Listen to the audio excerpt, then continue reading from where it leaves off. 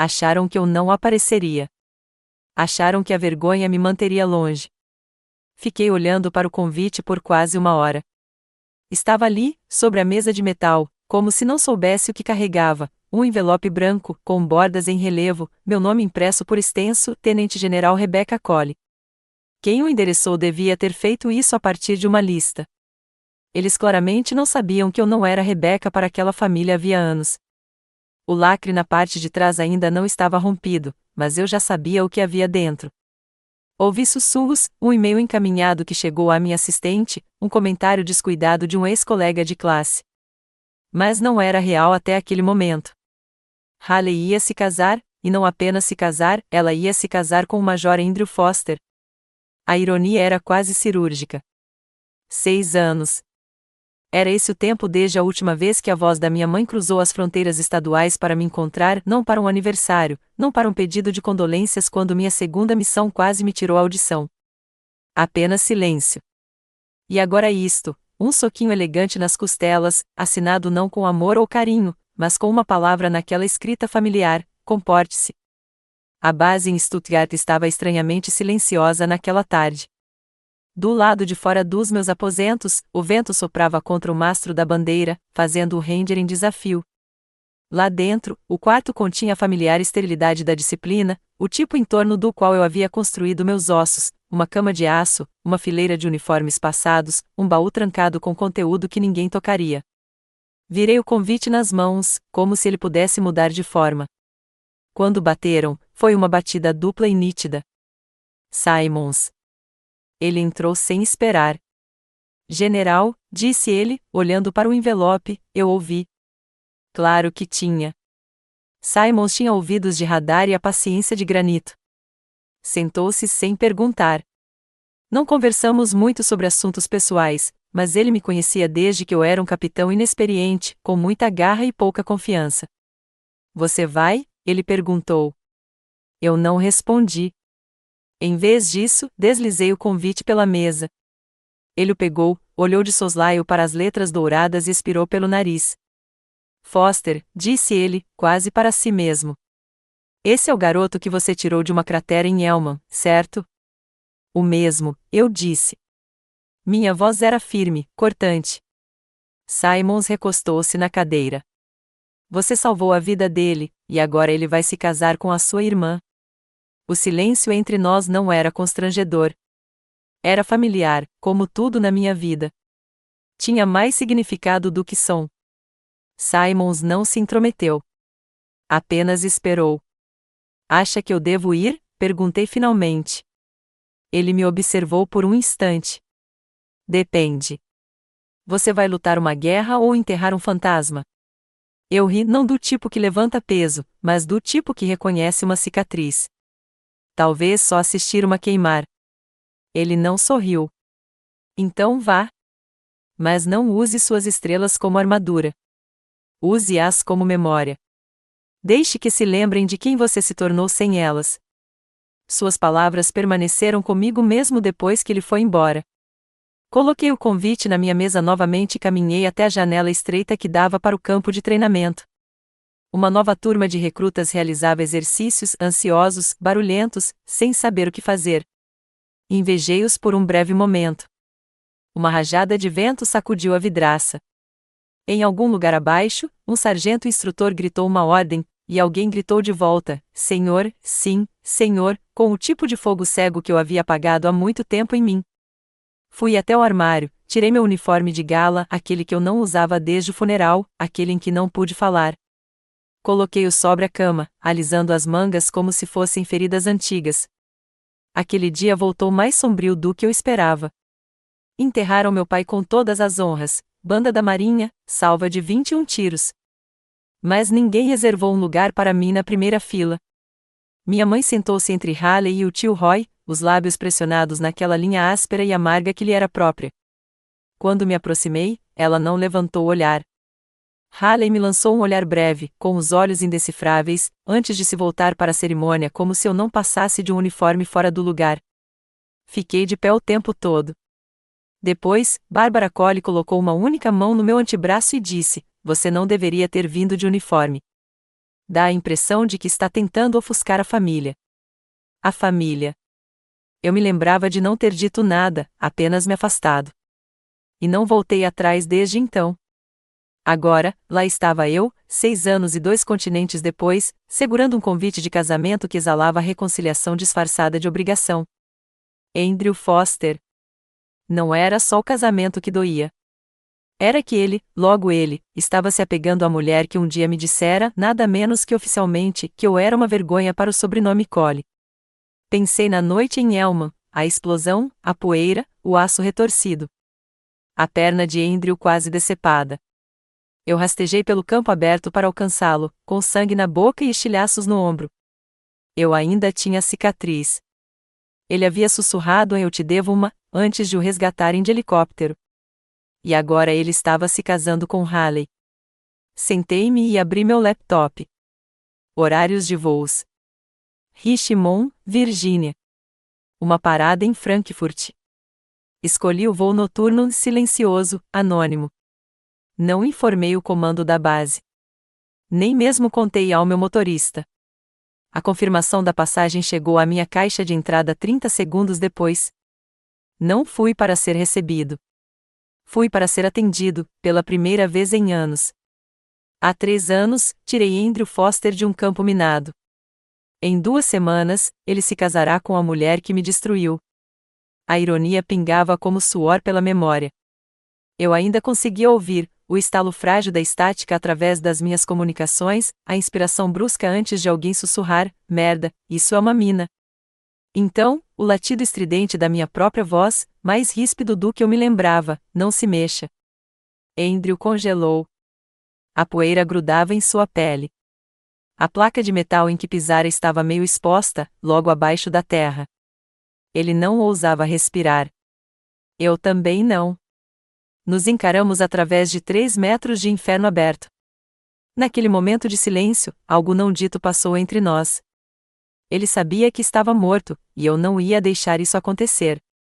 Não me lembro da dor, só do rastejar, dos cotovelos raspando no cascalho, cada respiração com gosto de cinzas.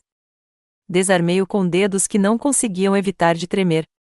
Quando ele desativou o modo armado, Andrew chorou baixinho. Não mencionei isso no relatório.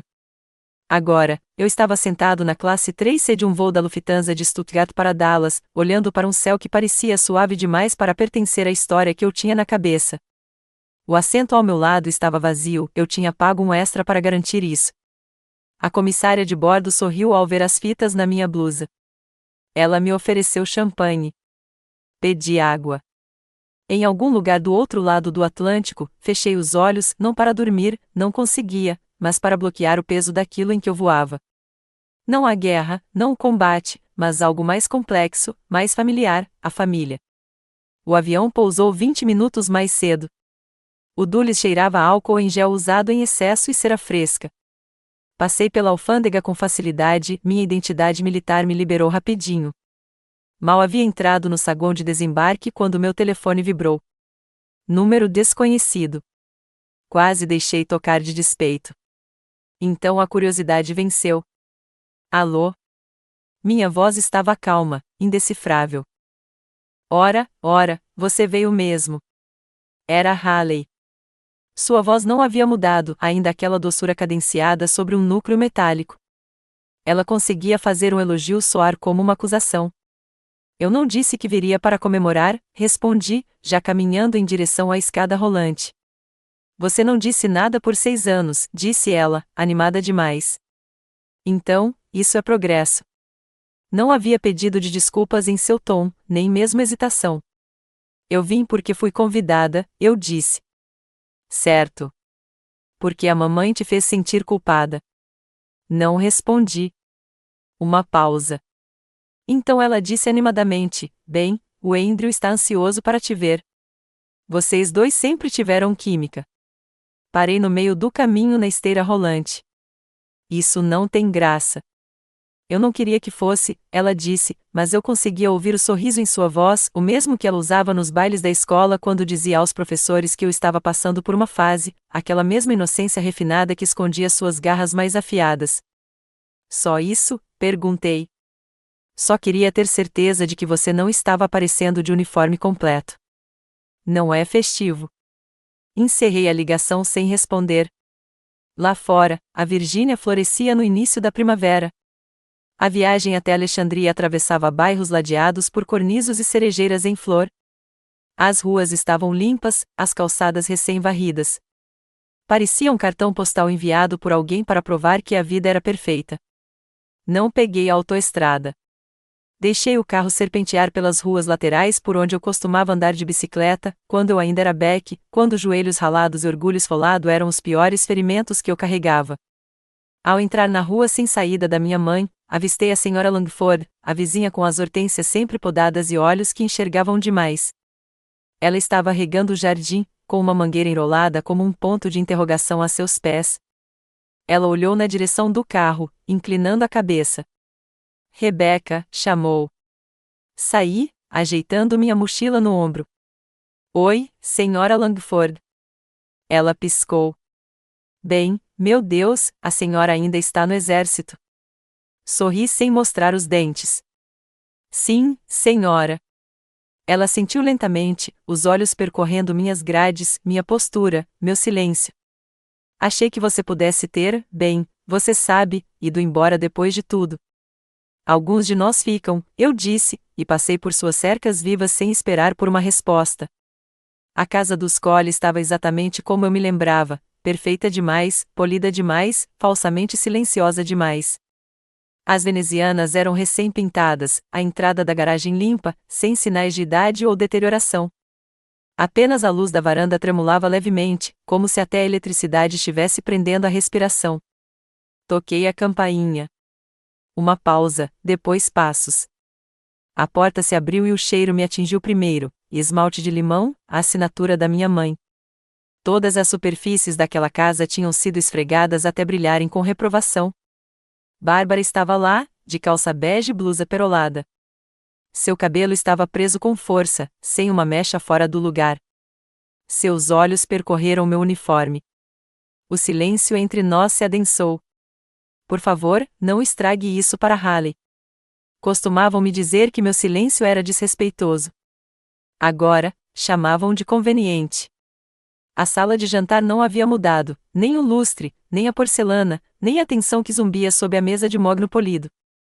15 assentos, 14 corpos, um campo de batalha disfarçado de reunião familiar. Fiquei parado do lado de dentro do arco por um momento, observando-os. Bárbara se movia entre taças de vinho e guardanapos dobrados, como se estivesse se preparando para a realeza. Seus brincos refletiam a luz, pequenas âncoras de ouro, uma homenagem aos serviços prestados pelo meu pai. Haley estava sentada, já impecável em uma blusa de seda, rindo alto demais de algo que nosso primo Grant acabará de dizer. Ele não era engraçado, mas era charmoso o suficiente para que ninguém notasse, exceto eu. Eu notava tudo. Meu lugar estava esperando na outra ponta, não ao lado de Haley, nem mesmo no meio, onde eu poderia ser vista nas fotos de família que certamente seriam tiradas mais tarde. Não, o meu era ao lado do aparador, onde o calor da cozinha roçava minha nuca e a conversa raramente me alcançava. Puxei a cadeira. Ela rangeu. Haley ergueu o copo. A família, anunciou. Há novos começos, acrescentou Bárbara, lançando um olhar que poderia ter sido direcionado a mim ou talvez através de mim. Ao Major Foster e à futura noiva, disse o tio Dean. Nenhuma menção a mim, nenhuma apresentação, nenhuma Rebecca voltou, nenhum tenente-general Cole está aqui da Alemanha. Apenas um espaço em branco onde deveria haver um reconhecimento. Tomei um gole d'água. O vinho ainda não tinha chegado até mim. Talvez nunca chegasse. O ex-coronel sentado perto de Bárbara Wilkins, pensei, franziu a testa quando seus olhos encontraram os meus. Você me parece familiar, disse ele, meio que para si mesmo. Bárbara se inclinou rapidamente. Ah, Rebecca. Ela está servindo no exterior, fazendo trabalho de segurança. As palavras me atingiram como um tapa disfarçado de conversa fiada. Segurança, esclareceu Haley com um sorriso. Ela guarda portas, portas importantes, tenho certeza. Algumas risadas ecoaram pela mesa. Elas não chegaram perto de mim. Deixei meus olhos pousarem nos talheres, um garfo de salada, uma colher de sobremesa, uma faca cega demais para tirar sangue, mas afiada o suficiente para fingir. Meu silêncio não era submissão. Nunca foi. Mas aqui, nesta casa, com esta família, o silêncio sempre fora tratado como uma ameaça. Wilkins inclinou a cabeça novamente, estreitando os olhos. Espere um minuto. Afeganistão. 2012, Fob calma. Eu não pisquei. Sim, senhor. Sua boca se abriu, como se ele fosse dizer mais alguma coisa, e depois se fechou novamente. Ele olhou para Bárbara. Ela balançou a cabeça levemente. Ele voltou a se concentrar no prato. Deixei o silêncio crescer entre o tilintar de colheres e pigarros. Ninguém me fez nenhuma pergunta. Ninguém parou para me incluir. Eu poderia ser um fantasma bem vestido, mas até um fantasma causa arrepios. O garçom finalmente chegou ao meu lado da mesa com o vinho. Peguei a taça sem dizer uma palavra. Haley se virou para mim, com os olhos brilhando de prazer. Então, quanto tempo você vai ficar aqui, Beck? Ou está de plantão para guardar um silo de mísseis ou algo assim? Um sorriso irônico percorreu a mesa. Tomei um gole, deixei-o assentar e, em seguida, coloquei o copo lentamente na mesa. As pessoas que eu guardo, eu disse, com a voz calma, mas ponderada, têm mais patente do que esta sala inteira. Um silêncio se instalou, nem alto, nem raivoso, apenas parado. Até o lustre pareceu prender a respiração. Ninguém riu. Pela primeira vez, não sabiam onde me colocar, e isso os aterrorizou. Meu nome não estava no mapa de assentos, nem meu título. Estava impresso em papel cartão grosso perolado, disposto sobre um cavalete de latão logo na entrada da igreja, mesa por mesa, nome por nome. Enquanto meus olhos percorriam a sala, passando pelos acompanhantes dos primos e antigos vizinhos, não encontrei nada, nem Rebeca, nem General Cole, apenas silêncio impresso em fonte floral.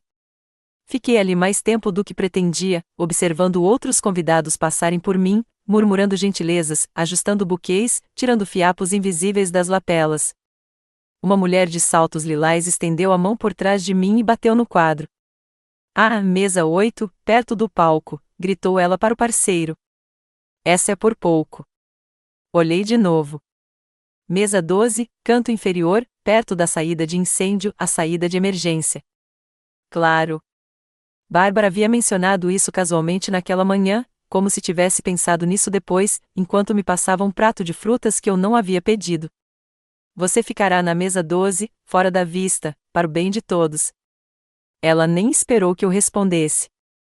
Agora, lá estava eu, de uniforme azul, fitas retas, cabelo preso com precisão militar, parada como uma estátua na entrada da igreja, tentando não calcular o quão deliberadamente eu havia sido colocada à margem.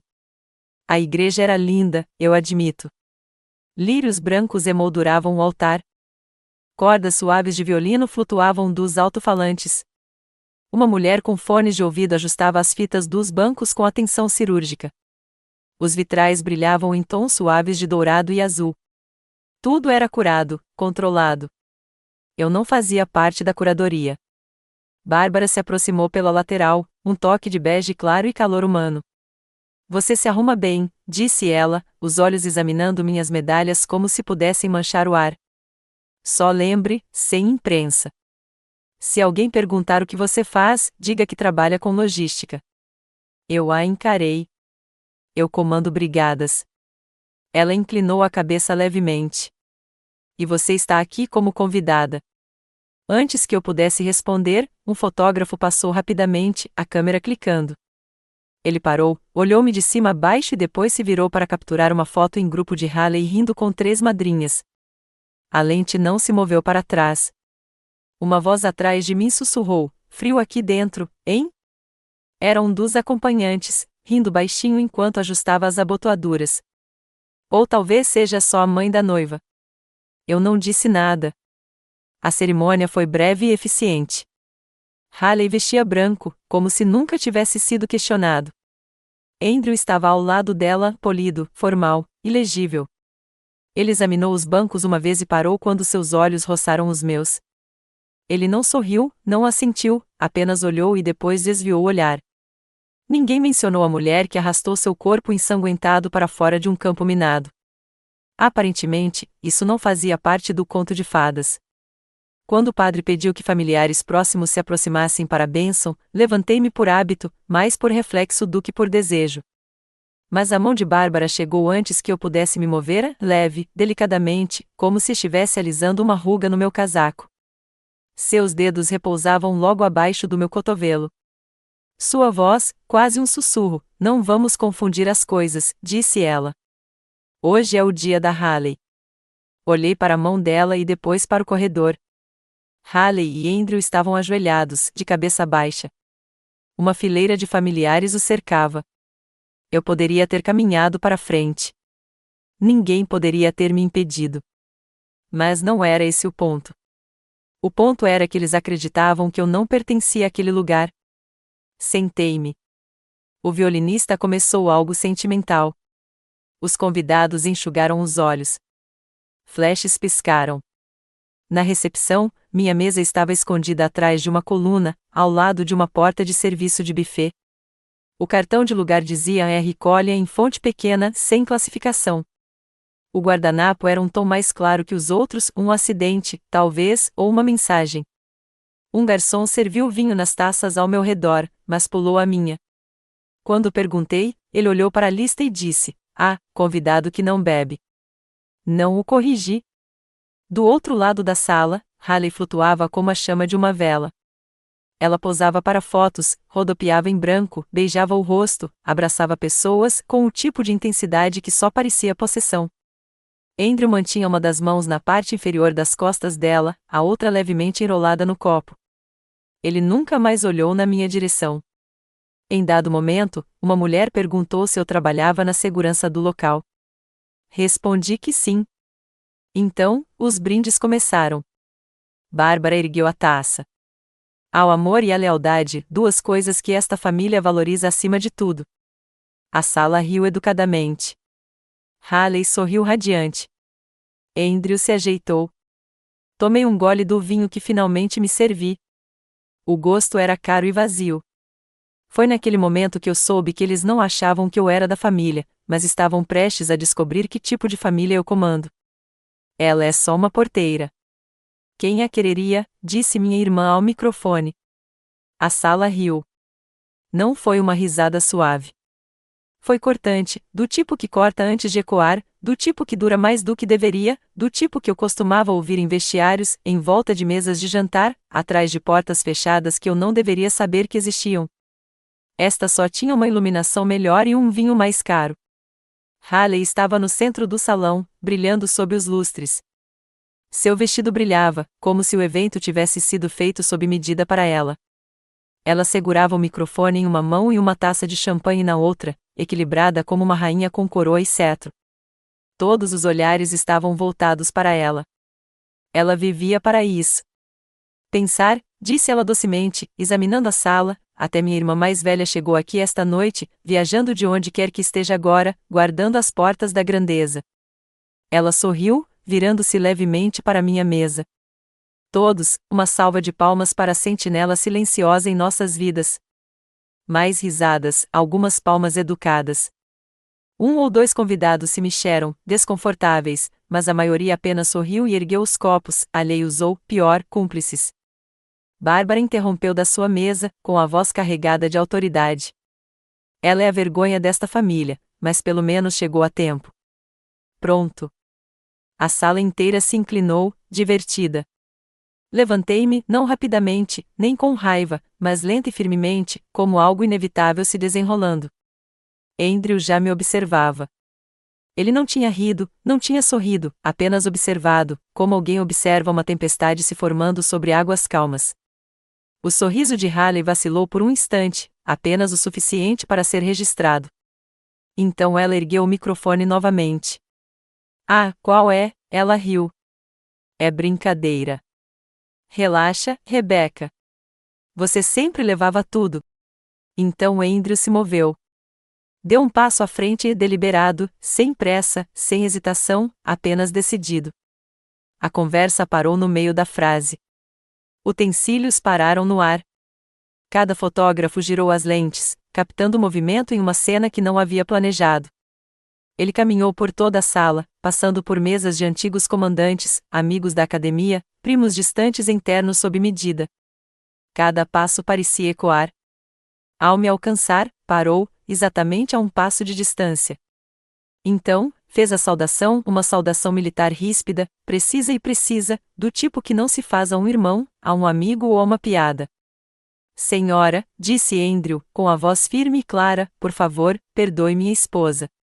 Ele se virou para a sala, ainda segurando a saudação. Esta, disse ele, é a Major-General Rebecca Colley, minha comandante. Suspiros, não sussurros, suspiros audíveis, coletivos, como se todos os smokings naquela sala de repente perdessem a graça. Eu não me mexi. Haley cambaleou onde estava, o microfone escorregando de seus dedos. Ele caiu no chão com um baque surdo. Ela deu um passo para trás, com os olhos arregalados, a boca se abrindo, e desmaiou. Bárbara se levantou abruptamente, derrubando uma taça de champanhe. Rebecca, começou ela, mas a palavra se dissolveu em um engasgo ofegante. E eu nem pisquei. Eles não falaram, não porque não soubessem o que dizer, mas porque cada palavra revelava o que tinham feito. O salão prendeu a respiração, como se tivesse engolido uma mina terrestre. O silêncio se apegou às paredes, preso nas dobras das toalhas de linho, instalado em cada taça de champanhe intocada. A orquestra parou no meio da melodia. Garfos pairavam no ar. Os convidados piscavam, como se tivessem esquecido como. Eu ainda estava de pé. Andrew também.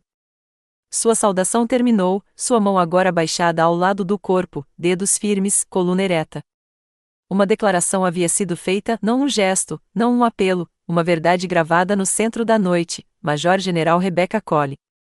Meu nome não era pronunciado por ninguém naquela sala havia anos, nem com respeito, nem com peso, nem daquele jeito. A mão de Bárbara se moveu em direção a um guardanapo. Ele escorregou do seu colo e caiu no chão com um sussurro. Ela não se abaixou para pegá-lo. Seus olhos se voltaram para mim, procurando um lugar para pousar, alguma saída, alguma sombra, alguma negação. Mas não havia nenhum. Haley sentou-se, um tanto desabada, na cadeira, o rosto pálido e congelado, os olhos arregalados, como se a realidade ainda não tivesse alcançado seu corpo. Seus lábios se entreabriram ligeiramente, sem que nenhuma palavra se formasse. A mulher que acabará de se apresentar para 100 convidados, que orquestraram uma noite inteira em torno de sua imagem, agora parecia uma criança encurralada por algo grande demais para ser nomeado. Ninguém se moveu. Então alguém se moveu. Da segunda fileira de mesas, passando pelo bar de vinhos, perto do cisne de gelo esculpido, um homem de blazer azul marinho se levantou lentamente, o coronel Hayden, aposentado, mas ainda elegante. Ele comandará o 73º Batalhão de Engenharia quando eu era tenente, quando ainda tinha sujeira nos dentes e algo a provar. Seus ombros se endireitaram enquanto ele erguia a mão direita em uma saudação limpa e deliberada. O ar ficou mais denso. Um segundo homem se levantou, o General Park, que já havia lecionado em West Point. Depois, um terceiro, uma mulher na casa dos 50 cujo nome eu não sabia, mas cuja postura a denunciava: exército, antigamente, carreira. Depois, um quarto. 4 saudações, nada dramáticas, nada ensaiadas, apenas um reconhecimento silencioso cortando o tecido educado da noite. Bárbara finalmente encontrou a voz. Não é hora, começou ela, com a voz trêmula sob a tensão superficial. Mas ninguém se virou para olhá-la. Os olhares estavam em mim agora não porque eu os tivesse pedido, não porque eu os tivesse exigido, mas porque a sala havia sido refeita, célula por célula, e cada fio apontava para lá. Eu sentia o peso daquilo me pressionando, o desconforto, a vergonha, a recalibração, enquanto as pessoas sussurravam internamente: é a mesma mulher de quem Haley zombou? Aquela que nós descartamos? Todas estavam reescrevendo mentalmente, desesperadas para salvar alguma versão de si mesmas que não tivesse rido 2 minutos antes. Andrew deu um passo para trás, me cedendo a palavra sem dizer uma palavra. Eu não me mexi. Não peguei o microfone. Não levantei a voz. Fiquei parado ali. E isso foi o suficiente para fazê-lo se contorcer. Quando minha mãe finalmente me chamou pelo meu nome do meio, quase não o reconheci. Disse ela suavemente, como se estivesse testando como a palavra soaria. Podemos conversar? Estávamos no lounge do hotel, o tipo reservado para hóspedes de alto nível que preferiam sussurros a multidões. O quarto estava coberto de sombras aveludadas e do silêncio estéril do dinheiro. Uma única luminária iluminava nossa mesa. O café entre nós havia esfriado, intocado. Cheirava queimado. Ela não me chamava de nada além de você ou a irmão da sua irmã havia mais de uma década. Agora, de repente, ela buscava um calor que não merecia. Eu não a corrigi. Apenas esperei. Bárbara ajeitou a blusa com um movimento rápido do pulso. Suas pérolas estavam perfeitas, claro. Sua postura também, mas o tom de voz dela havia se suavizado. Ela não estava ali para repreender. Estava ali para enrolar. Você com certeza fez uma declaração, disse ela. Eu não respondi. Ela me deu um sorriso ensaiado, aquele que usava para festas comunitárias na igreja e fotos para a imprensa. A mídia está comentando, e nem tudo é elogioso. Mesmo assim, eu não disse nada. Ela tamborilou as unhas na xícara de porcelana. Não estávamos preparados para aquele momento, Rebeca. Ninguém estava. Nem mesmo o desmaio da sua filha. Minha filha não? Perguntei friamente. Ela olhou para baixo. Isso não foi. Haley tem sensibilidade. Para a realidade? Perguntei. Minha voz não se elevou. Eu não precisava. Bárbara expirou bruscamente. Eu não vim para brigar. Então por que você veio? Ela se mexeu, subitamente insegura. Achei que talvez você estivesse disposta a falar com a imprensa, uma declaração talvez, só para esclarecer que nós, não entendemos completamente o seu papel. Pisquei. Quer que eu emita um comunicado à imprensa, disse lentamente, para amenizar o seu desconforto?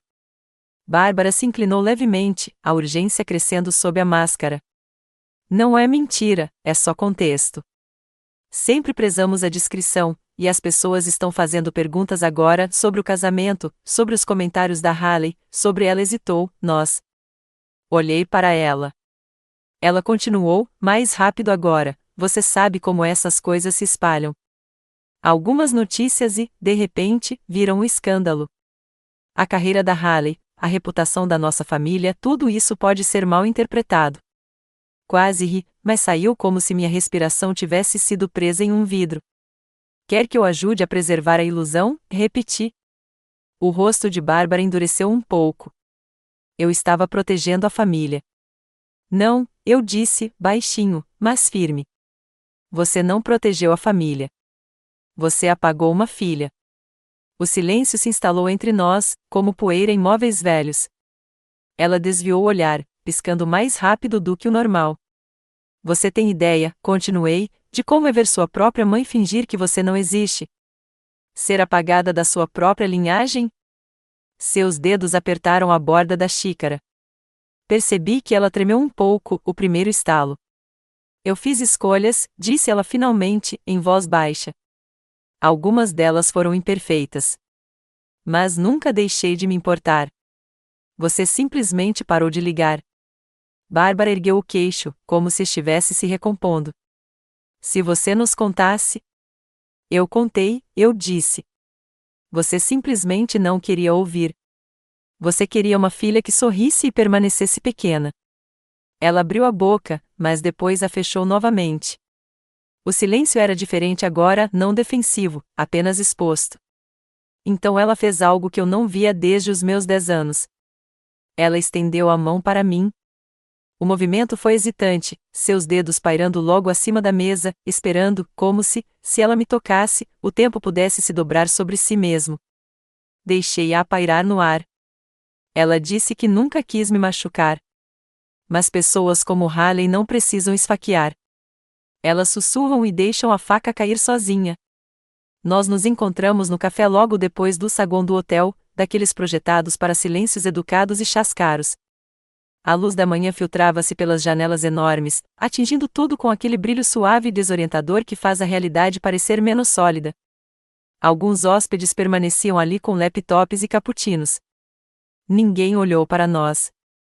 Haley chegou 10 minutos atrasada, de óculos escuros ainda, apesar da iluminação interna, e o cabelo preso em um coque baixo que gritava: "Estou tranquila", mesmo com as mãos revelando o nervosismo.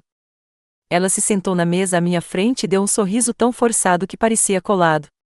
Bem, ela suspirou, isso foi dramático. Eu não disse nada. Ela pigarreou. Olha, ontem à noite eu exagerei. Foi só uma brincadeira, aquela coisa do guarda do portão. Sinceramente, eu não pensei.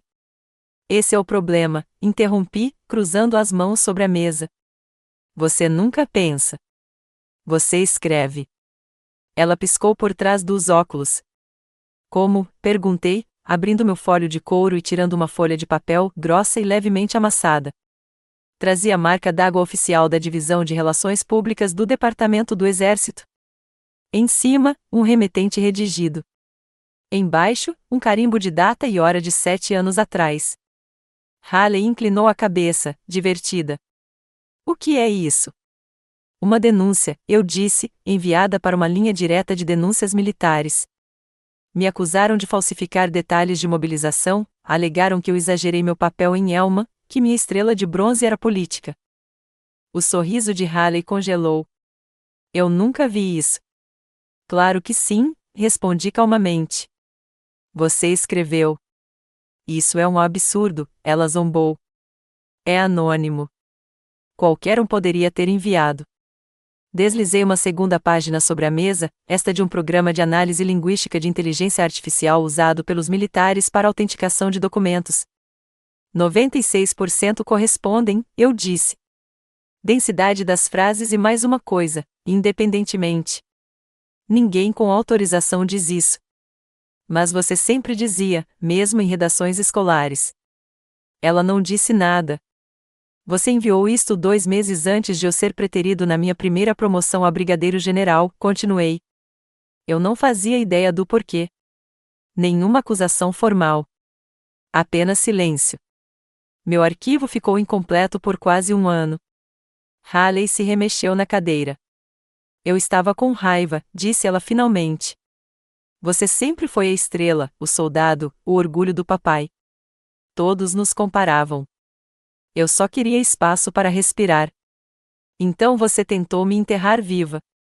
Ela abriu a boca para protestar, mas eu não deixei. Você me destruiu para poder brilhar mais, eu disse.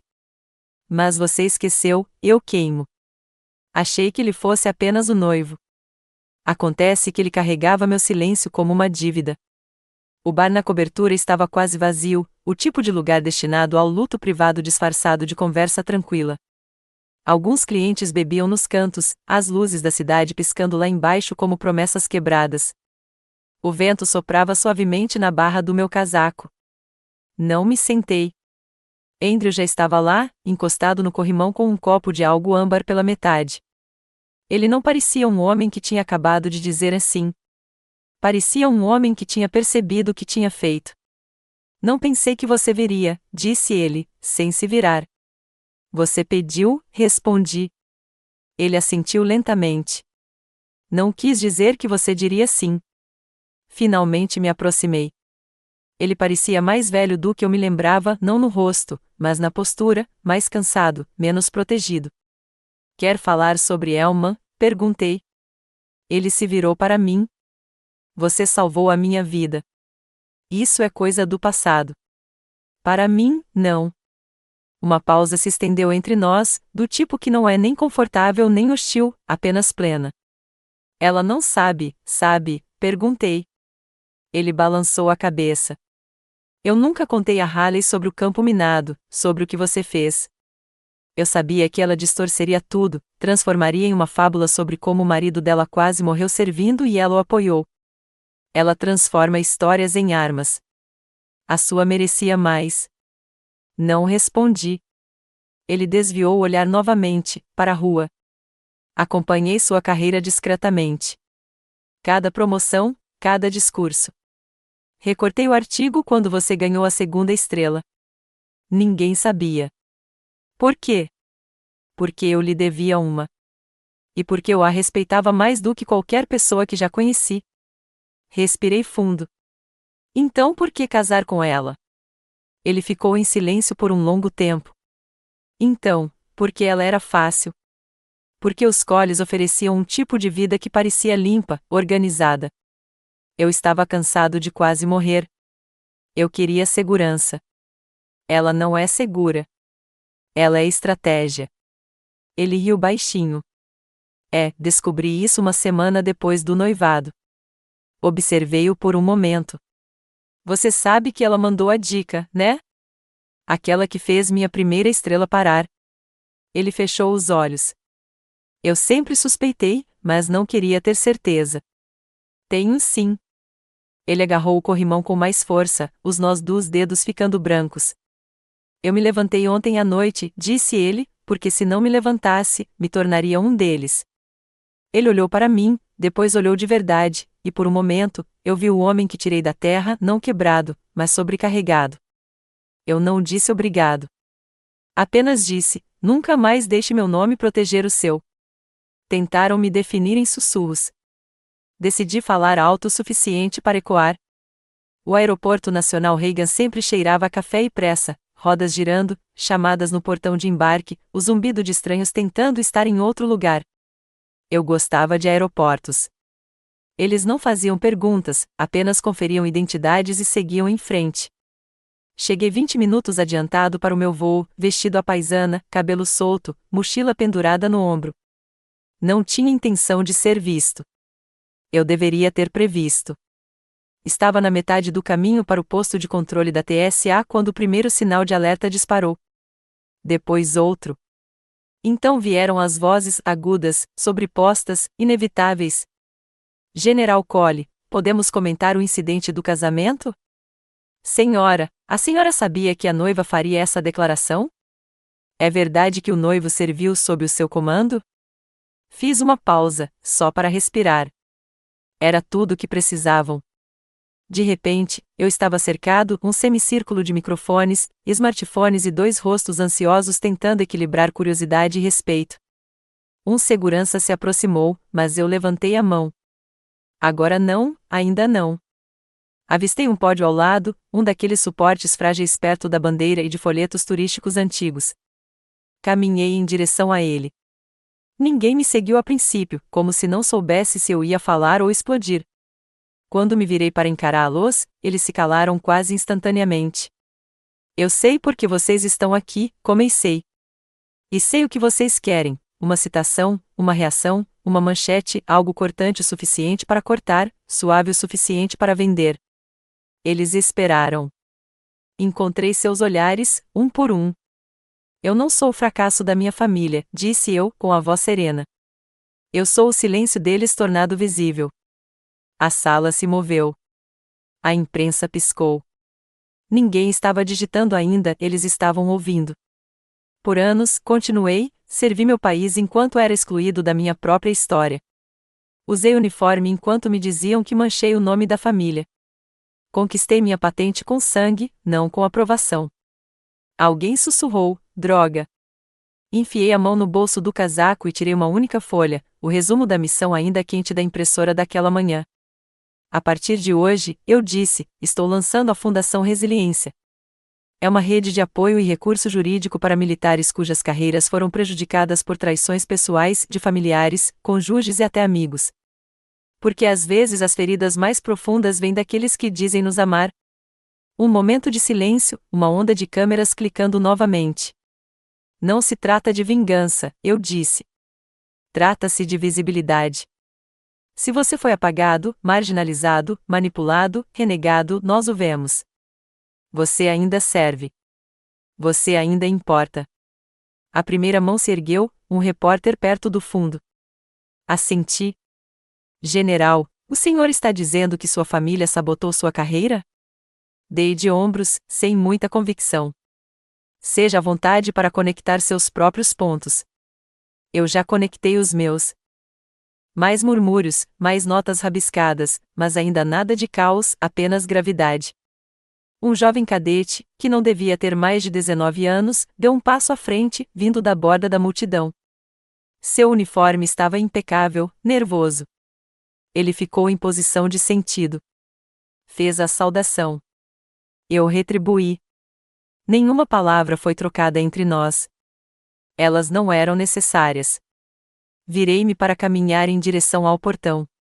Meu celular vibrou no meu bolso. Uma mensagem, em letras garrafais no topo: Pentágono. Precisamos conversar. Eles queriam que eu ficasse quieto. Nunca imaginaram que eu me tornaria um policial. A sala de reuniões do Pentágono estava mais fria do que eu me lembrava, não em temperatura, mas em temperamento. Acarpetada em azul marinho, forrada com madeira polida e com o brilho dos emblemas americanos, era uma sala onde as decisões eram tomadas com linguagem contida e sorrisos ainda mais contidos, onde o poder não precisava levantar a voz porque já ecoava em todos os cantos. Fiquei atrás de um púlpito de aço, com as mãos levemente apoiadas em ambos os lados, a respiração regular. A tela de apresentação atrás de mim brilhava com um título simples: O Protocolo de Proteção à Resiliência. Fileiras de oficiais de alto escalão e ternos ocupavam os assentos à minha frente, generais, assessores políticos, analistas civis e, no final da primeira fileira, um homem com barras de prata e uma expressão cética, o almirante Kirchner, o tipo de homem que ainda dizia ela é emotiva quando uma mulher levantava a voz, mas chamava um oficial homem de apaixonado por fazer o mesmo. Comecei. Este protocolo aborda uma fratura silenciosa em nossa cadeia de comando. Oficiais e praças que sofrem traição pessoal, por cônjuges, familiares ou redes internas, frequentemente sofrem em silêncio. Carreiras estagnam. Reputações se deterioram. O sistema dá de ombros. Perdemos soldados não para a batalha, mas para a traição.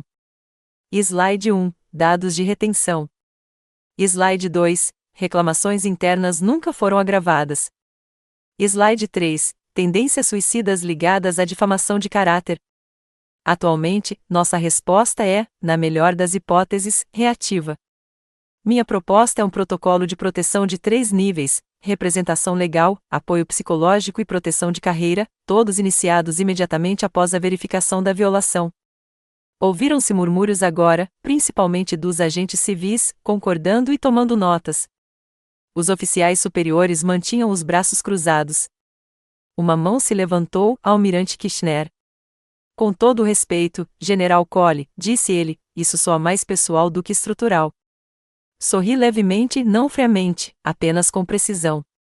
Toda política é pessoal, disse eu. Ou é propaganda. A sala ficou em silêncio. Deixei o silêncio agir por mim, não como uma arma, mas como a gravidade. Não me apressei em preenchê-lo. Não precisava. Temos protocolos para traumas de campo de batalha, para perdas em combate. Mas e quanto à traição daqueles que nos dizem que estão seguros? Quando sua mãe vaza seu registro, quando sua irmã destrói anonimamente sua credencial, quando um cônjuge troca sua confiança por atenção. Essas não são questões de tabloides. São ameaças operacionais. Um coronel mais jovem, perto do fundo, digitava furiosamente em seu tablet. Um analista civil inclinou-se para a frente, assentindo. Kirchner não falou mais nada. Encerrei a apresentação com uma única frase: treinamos nosso povo para sobreviver à guerra. É hora de ensinarmos a instituição a defendê-los da paz. Então dei um passo para trás. A sala não explodiu. Não bateu palmas. Não é assim que funcionam as salas de poder. Mas o subsecretário de Defesa se inclinou, cruzou as mãos sobre a mesa e disse calmamente: nós vamos financiar. Isso foi o suficiente. Isso foi tudo. Costumavam dizer que eu era a desgraça da família Colley. Então, deixei o nome para trás, mas guardei as lições. O jardim da frente estava em plena floração, narcisos margeando a calçada, hortênsias florescendo como se tivessem algo a provar. Era o mesmo de que eu me lembrava, só que menor, menos imponente. O gramado sempre fora o orgulho de Bárbara, uma metáfora bem cuidada para a ordem e controle. Fiquei na beirada, observando as cortinas se moverem na janela da sala. Ela tinha me visto chegando. Quando abriu a porta, Bárbara não estava usando suas pérolas, nem batom, apenas um cardigã claro e uma blusa com botões que não combinavam muito bem. Seu cabelo estava mais ralo agora, preso em algo que tentava ser um coque, mas não segurava. Ela tentou sorrir. Eu não. Entre, disse ela. Sua voz havia perdido a nitidez, idade ou memória, ou talvez apenas o esforço de manter tantas mentiras em segredo. A casa cheirava a esmalte de limão, como sempre, mas por baixo havia algo mais, um vazio, como se as paredes tivessem parado de tentar guardar segredos. Não fomos muito longe, apenas até a sala da frente, 2 cadeiras, nada de chá, nada de pretensão. Bárbara sentou-se primeiro. Fiquei em pé até ter certeza de que queria estar ali. Ela cruzou as mãos no colo e olhou para mim, como se temesse que eu pudesse me dissolver diante dela. Eu não sabia como te proteger sem te apagar, disse ela finalmente. Você era barulhenta no mundo que punia mulheres barulhentas. Eu não era barulhenta, respondi. Eu era visível. Há uma diferença. Ela olhou para baixo. Seus dedos tremiam levemente, revelando a imobilidade que ela tanto se esforçava para projetar. Achei que se a gente se distanciasse de você, continuou, as pessoas esqueceriam. O escândalo desapareceria. Você ainda poderia ter uma vida em outro lugar. Você não me apagou, eu disse. Você só me tornou inesquecível. Houve uma pausa, longa o suficiente para se estender entre nós como um cânion. Então, um rangido suave vindo da escada Halley. Ela estava no meio do caminho, descalça, com um hobby frouxo na cintura. Seus olhos encontraram os meus. Ela não disse nada. Eu também não. Bárbara percebeu. Ela não é a mesma desde o casamento. Ela nunca precisou ser nada, eu disse. Ela só podia existir. Eu precisava sobreviver. Bárbara engoliu em seco. Há algo que eu possa fazer agora? Sim, eu disse. Não reescreva minha história depois que eu partir. Se alguém perguntar por que não volto para casa, não diga que eu estava distante. Se perguntarem o que aconteceu, não diga que foi complicado. Diga que você fez uma escolha. E eu também. Bárbara estendeu a mão para pegar algo, talvez uma mão, talvez uma versão passada de mim, mas eu já estava de pé. Tenho um voo, eu disse. Halley não se mexeu. Seu apoio no corrimão era a única coisa firme. Caminhei até a porta. Minhas botas não ecoavam como antes neste chão. Engraçado que o tempo apaga e o que se recusa a tocar. Saí sem abraçá-la, mas não bati a porta. Isso também foi uma escolha. Reputação é o que dizem quando você se vai. Legado é o que permanece quando eles se calam. As cadeiras dobráveis não combinavam, algumas balançavam. As luzes fluorescentes no teto zumbiam levemente, lançando ao ambiente um brilho suave e democrático. Não havia hierarquia. Apenas pessoas, maltratadas, um pouco tortas, talvez, mas intactas. O centro comunitário cheirava a café queimado e determinação. Eu gostava. Fiquei na frente, com as mangas arregaçadas o suficiente para mostrar que não estava ali como general, mas não a ponto de me esquecer de que um dia estive. A faixa da Resilience Foundation pendia torta atrás de mim, com os cantos puxados por fita adesiva velha. Mas a mensagem impressa nela era clara: não apagamos os feridos, nós os empoderamos. Cerca de 30 pessoas apareceram, algumas uniformizadas, outras em trajes comuns. Uma mulher usava um crachá com a inscrição AV. Pigarreei. Você não é o que disseram que você é, comecei. Você não é instável, nem dramática, nem muito difícil. Você é uma testemunha, e não envergonhamos mais testemunhas. Nós as treinamos para liderar. Houve uma pausa, depois uma pequena onda de acenos de cabeça. Uma jovem na segunda fileira, talvez com 17 anos, levantou a mão, nervosa, mas firme. Minha irmã foi dispensada ano passado, disse ela. O comandante dela disse que ela era muito emotiva para a unidade. Ela tentou denunciar assédio e, de repente, tinha uma avaliação psicológica em seu registro. Sua voz falhou na última palavra. Ela engoliu em seco. Ainda tenho as cartas, acrescentou. Mas ninguém vai aceitar o caso dela. Dei um passo à frente lentamente. Traga-os até nós, eu disse. Nós cuidamos daqui. Ela expirou tão profundamente que me fez perceber que não estava respirando. Alguém lá atrás estava filmando com o celular. Eu não me importava. Deixei. Não se tratava de segredo, era o oposto. Um homem na casa dos 50 estava de pé, alto, ex-militar pela postura, agora civil pela calma no rosto. Meu filho serviu sob o comando de um major da inteligência que lhe disse para se demitir se não conseguisse se comportar. Chamaram-no de instável quando ele reagiu. Seu discurso no Pentágono foi a primeira vez que ele sorriu em meses. Ele disse: talvez eles finalmente estejam ouvindo. Assenti uma vez, sem floreios, apenas o suficiente. Diga a ele que eu disse que ele não estava errado. Nós estamos. A sala vibrava com algo cru, não aplausos, não entusiasmo, reconhecimento. E foi então que a notificação tocou no celular de alguém.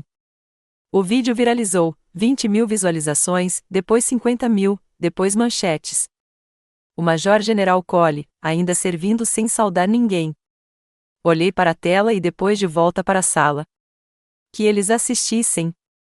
Que eles finalmente entendessem quem eu sempre fui. Eles nunca se desculparam, mas agora falam meu nome com cuidado porque é mais pesado que o deles.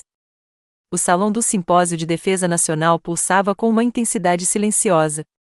Fileiras de cadeiras se estendiam para um mar de uniformes, ternos e experiências vividas.